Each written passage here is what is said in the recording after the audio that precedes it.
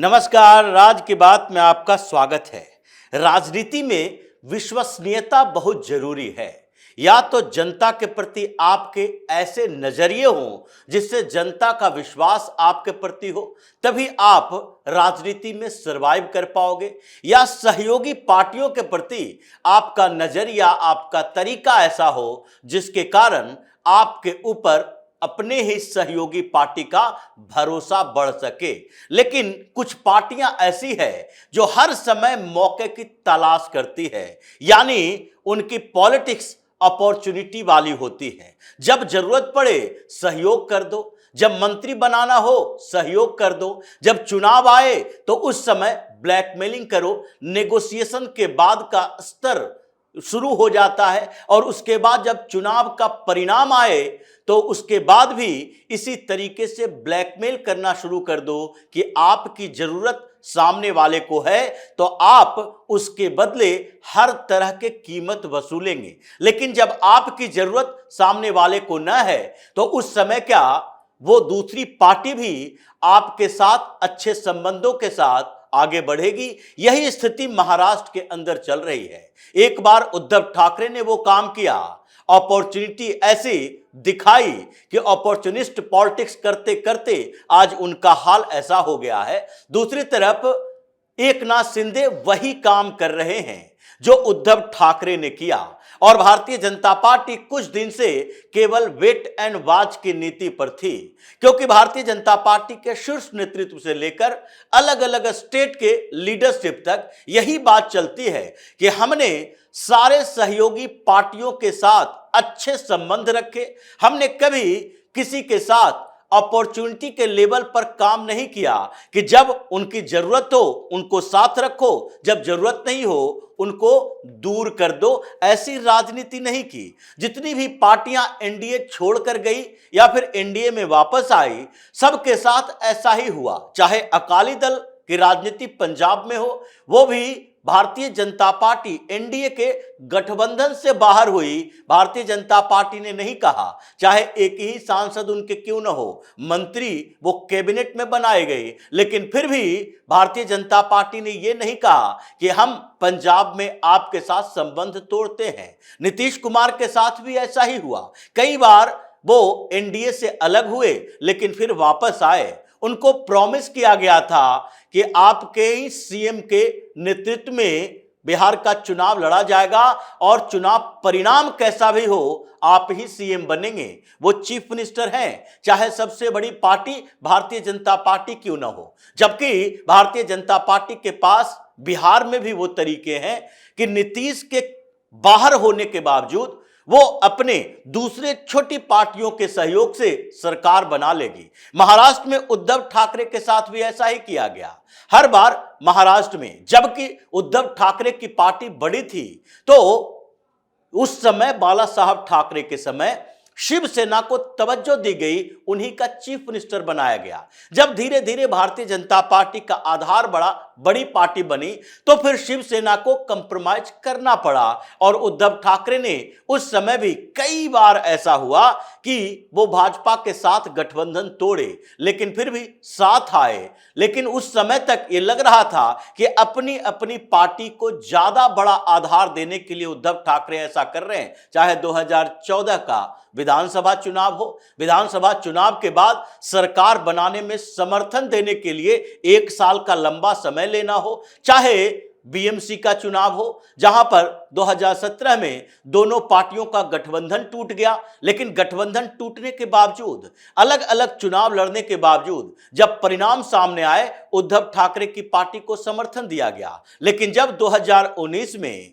उद्धव ठाकरे ने चुनाव परिणाम आने के बाद अपना पूरा का पूरा चरित्र बदल लिया तो उससे बदला लेना जरूरी था और वहीं से शुरू हुआ भारतीय जनता पार्टी का नया गेम प्लान, जिसकी सजा उद्धव ठाकरे को मिली और आज उनकी ये स्थिति है। लेकिन वही उसी रास्ते पर अब एकनाथ शिंदे चल रहे हैं और इसलिए फडणवीस का नया गेम भी शुरू हो गया है। भारतीय जनता पार्टी की मीटिंग हुई मेयर के चुनाव को लेकर और उस मीटिंग में पार्षदों ने यह फैसला किया कि अब तो ऐसी स्थिति पैदा कर दिया है एकनाथ शिंदे ने, जिसके कारण जो डिप्टी मेयर के ऊपर बातचीत चल रही थी उस पर भी अब हम सहमति नहीं दिखाएंगे। यानी कि मेयर का चुनाव में मेयर और डिप्टी मेयर दोनों ही पद भारतीय जनता पार्टी के पास रहेगा, इसके लिए तैयारी शुरू करनी चाहिए। एकनाथ शिंदे के ऊपर भरोसा नहीं है, इसलिए अब मेयर का चुनाव भी हम लड़ेंगे, कैंडिडेट देंगे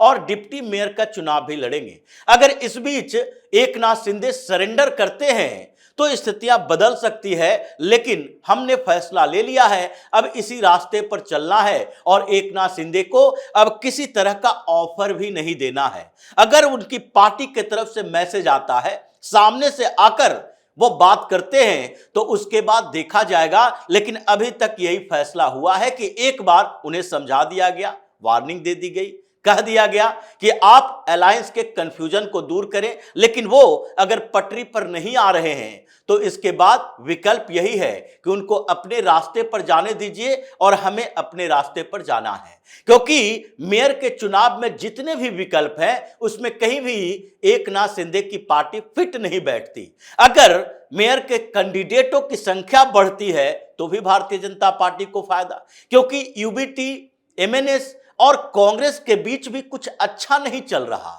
इन पार्टियों के बीच भी संघर्ष चल रहा है और अगर कांग्रेस ने अभी तक अपने पत्ते खोले नहीं हैं, अगर खोलती है और यूबीटी को समर्थन देती है तो उनकी पार्टी के अंदर भी विस्फोटक स्थिति आएगी। और अगर फुल फ्लेज सारे के सारे 227 पार्षद वोटिंग में शामिल होते हैं तो भारतीय जनता पार्टी को केवल 25 पार्षदों के वोट की जरूरत पड़ेगी जो भाजपा से बाहर के हैं। लेकिन शिंदे क्या करेंगे? शिंदे की स्थिति क्या है? अगर वो मेयर का चुनाव लड़ते हैं तो भी अच्छी बात है, क्योंकि वोट स्प्लिट होगा और उनको कोई समर्थन देने वाली स्थिति में है नहीं। यूबीटी अगर चुनाव लड़ती है तो उनके समर्थन में भी सारे के सारे विपक्ष में बैठी पार्टियां एकजुट नहीं होगी और एकनाथ शिंदे के पार्षद को अगर कहा जाएगा कि आप वोटिंग से बाहर रहो या यूबीटी के लोगों को वोट करो तो भी स्थितियां बदल जाएगी, फिर भारतीय जनता पार्टी के लिए अनुकूल स्थिति आ जाएगी। इसलिए अभी एकनाथ शिंदे से बदले का प्लान है। नया गेम शुरू हुआ और एकनाथ शिंदे को इसकी धमक सुनाई पड़ने लगी। पिछले दिनों धाराशिव डिस्ट्रिक्ट में ये गए थे जिला परिषद चुनाव के प्रचार के लिए और वहां पर मीटिंग बुलाई डिस्ट्रिक्ट के सारे पदाधिकारियों की और उसके साथ वहां के विधायकों की। लेकिन इसमें से एक विधायक जो कि पहले से ही बगावती सुर अपनाए हुए हैं 2-3 दिन से, उन्होंने कहा नहीं, हम एकनाथ शिंदे की मनमानी बर्दाश्त नहीं करेंगे और वो विधायक है तानाजी सावंत। उन्होंने कह दिया मीटिंग में नहीं जाएंगे और मीटिंग से गायब हो गए। इसके बाद ये चर्चा चलने लगी कि क्या शिवसेना एकनाथ शिंदे की जो है उसमें तोड़फोड़ शुरू हो चुका है, क्या सावंत अकेले हैं या उनके साथ कुछ और विधायक हैं? क्योंकि आजकल एकनाथ शिंदे की मीटिंग से एक एक दो करके विधायक गायब हो रहे हैं। उनको लगने लगा है कि जिस तरीके से शिंदे ने मनमानी करना शुरू कर दिया, पार्टी को अपनी परिवार की पार्टी समझ लिया, केंद्र से लेकर यहां तक अपने लोगों को सेट करने में लग गए, दूसरे की कोई वैल्यू ही नहीं है। और जो स्थितियां उद्धव ठाकरे के साथ हुई थी और जिसके कारण हमने उद्धव ठाकरे का साथ छोड़कर शिंदे को नेता माना था, वही स्थितियां फिर से ये पैदा करने के बात कर रहे हैं। वो ब्लैकमेल की पॉलिटिक्स कर रहे हैं। भारतीय जनता पार्टी से गठबंधन है, सरकार में समर्थन है, जबकि एकनाथ शिंदे की शिवसेना का सरकार में कोई भूमिका है नहीं। अगर भारतीय जनता पार्टी चाहे तो शिवसेना हो या एनसीपी हो, दोनों को कैबिनेट से आउट करके अकेले दम पर सरकार चला सकती है और सारे मंत्री भारतीय जनता पार्टी के ही होंगे। इसके लिए इन लोगों के समर्थन की जरूरत नहीं है। जो 12 मंत्रालय शिवसेना को दिया गया है, 10 मंत्रालय जो दिया गया है एनसीपी को, वो 22 मंत्री भी केवल भारतीय जनता पार्टी की होगी और एकजुट होकर सरकार चलेगी। लेकिन फिर भी गठबंधन धर्म जो कहा जाता है, भारतीय जनता पार्टी उसका पालन कर रही है, इसलिए इन लोगों को अपने साथ रखे हुए है। लेकिन अगर ये मानते हैं कि भारतीय जनता पार्टी को हम नाराज करके, झगड़ा करके, ब्लैकमेल करके हम अलग अलग चुनावों में, चाहे म्युनिसिपल कॉर्पोरेशन का हो या एमएलसी का हो या राज्यसभा का हो, हर चुनावों में जब हम ब्लैकमेल करते रहेंगे तो फिर वही स्थिति आएगी जो उद्धव ठाकरे के साथ हुई थी। और उद्धव ठाकरे के साथ वाली स्थिति अब एकनाथ शिंदे पैदा कर रहे हैं। ये उनके विधायकों का मानना है कि हमें मंत्रिमंडल में शामिल किया गया है। अगर कल होके मंत्रिमंडल में उलटफेर शुरू हो जाता है, कैबिनेट उलटफेर होता है और उसके बाद हमारे मंत्रियों को बाहर का रास्ता दिखाया जाता है, तो फिर हम क्या करेंगे? शिंदे क्या करेंगे? क्या भारतीय जनता पार्टी से समर्थन वापस लेंगे या फिर उनके समर्थन वापस लेने से सरकार में कोई समस्या आएगी? तो ऐसी स्थिति में ये ब्लैकमेल करने का मतलब क्या है? उसी तरह की स्थिति उनके पार्षदों में है, इसलिए मीटिंग से पार्षद विधायक गायब हो रहे हैं। पार्षदों में बगावत है। पिछले दिनों जब इन्होंने मेयर पर रोटेशन की बात की थी, तब भी इनके पार्षदों की मीटिंग हुई थी, उसमें यही बात कही गई कि हम मेयर की क्षमता नहीं रखते हैं। अगर आप ये सोचते हो कि हमारे पास 29 पार्षद हैं और भारतीय जनता पार्टी के पास 89 पार्षद हैं, तो वो हमारे सहयोग के बिना मेयर नहीं बना सकते, इसके कारण हम ब्लैकमेल करें, तो ये तो अच्छी बात नहीं होगी।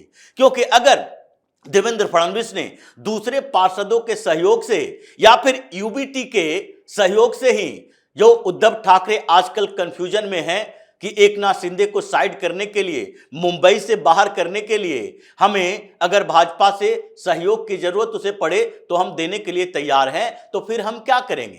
क्योंकि इस बार चुनाव में हमारा परफॉर्मेंस कुछ ऐसा नहीं रहा जो उद्धव ठाकरे की यूबीटी को हम चैलेंज कर सके। उद्धव ठाकरे की शिवसेना हमसे बेहतर प्रदर्शन मुंबई में कर चुकी है और भारतीय जनता पार्टी के साथ गठबंधन से हम चुनाव लड़े बीएमसी का, इसी के कारण 29 सीटें मिल गई। हमारा स्ट्राइक रेट बहुत कमजोर है, यह अच्छा स्ट्राइक रेट नहीं है। ऐसे में हम मुकाबला यूबीटी से कर रहे हैं और अगर इसमें ब्लैकमेल करेंगे तो हमारे साथ भी वही हश्र हो जाएगा, फिर हम धीरे धीरे गिरते जाएंगे और इसमें एंटी डिफेक्शन लागू नहीं होता। एक एक पार्षद गायब होना शुरू करेंगे। ये दूसरी पार्टी या यूबीटी के नेता हमारे साथ इसलिए जुड़ रहे हैं क्योंकि हम सरकार में सहयोगी पार्टी हैं, हमारे मंत्री हैं, हमारे पास अभी पावर है। अगर ये पावर छिन गया तो फिर हमारे नेता भी भाग भाग कर चले जाएंगे। ये मीटिंग में चर्चा हुई, इसलिए आजकल पार्षद गायब हो रहे हैं। एकनाथ शिंदे के होटल वाला ये प्रकरण खत्म हो चुका है। कितने दिन तक रखोगे? ये मेयर के चुनाव इतने दिनों तक खिंचा गया, इसमें भाजपा की वही स्ट्रेटजी भी थी और जो बीच में कुछ ऐसी घटनाएं हो गई जिसके कारण और डिले हो गया। लेकिन अब इस सारे पार्षद जिनको ये लोग बिठा बिठा कर मीटिंग कर रहे थे, ये 1 to 1 मार्किंग के शिकार हो गए हैं। इसलिए अब शिंदे की स्थिति ये है कि वो कौन सा ऑफर लेकर जाए, इसी के ऊपर कंफ्यूजन है। डिप्टी मेयर का पद भी छीना, मेयर का पद भी छीना और उसके बाद कमिटियों की जो चर्चा कर रहे थे कि चेयरमैनशिप चाहिए, उस पर भी अब कोई नेगोशिएशन नहीं होगा। आप समर्थन दो, उसके बाद आपके ऊपर जो बातचीत होगी, अलायंस में हम मेयर का चुनाव लड़ेंगे, तो उसके बाद यह चर्चा होगी कि कहां कहां आपको फिट किया जाए। यही महाराष्ट्र की राजनीति में चल रहा है। इसलिए शिंदे सेना में तोड़फोड़ शुरू हो चुका है।